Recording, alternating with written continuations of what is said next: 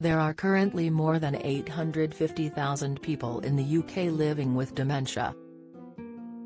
Of these, between 50 and 75% have Alzheimer's.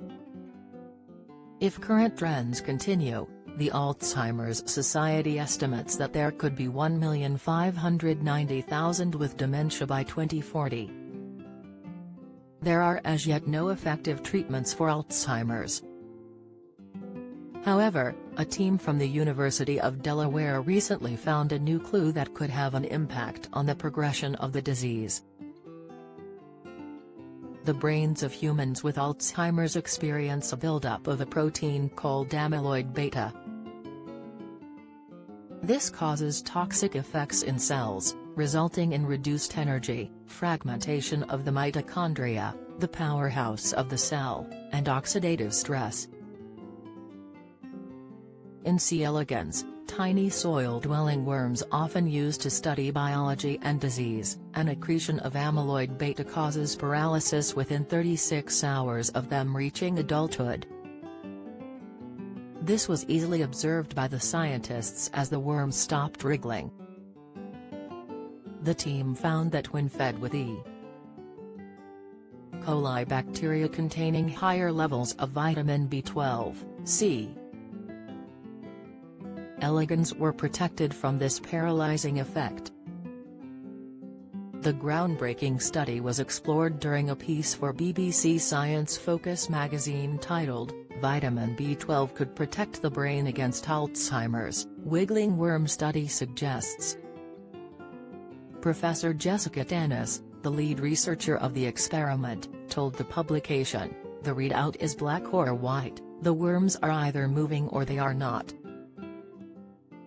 When we gave vitamin B12 to the worms that were vitamin B12 deficient, paralysis occurred much more slowly, which immediately told us that B12 was beneficial. The worms with B12 also had higher energy levels and lower oxidative stress in their cells. Further study showed the team that the effect is only seen in the presence of a specific enzyme called methionine. Analysis: they also found that adding the vitamin to the worms' diet only helped if they were deficient in B12 to begin with. Supplementing healthy animals with the vitamin had no effect. Professor Dennis added, "Right now, there is no effective treatment for Alzheimer's disease.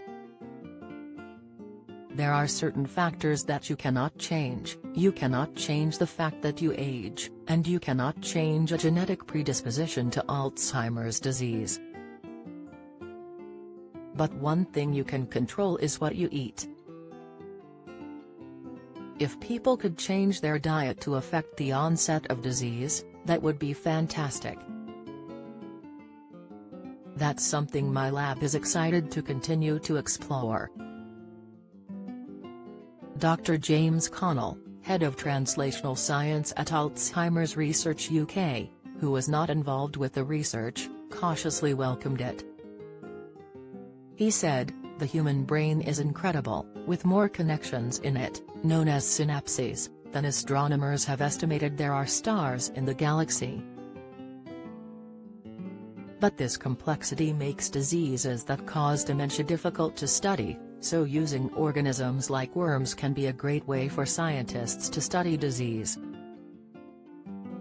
Research like this in worms helps understand the impact of a potential treatment and can help accelerate the development of drugs." Extensive research has been carried out into whether vitamin B12 without a pre-existing vitamin deficiency can protect against Alzheimer's disease, with studies so far suggesting vitamin B12 supplements do not offer extra protection. While research in worms can support wider efforts to identify causes of disease and new treatments, clinical trials in people are the only way to find out if potential new approaches will improve people's symptoms. You can subscribe to BBC Science Focus magazine here.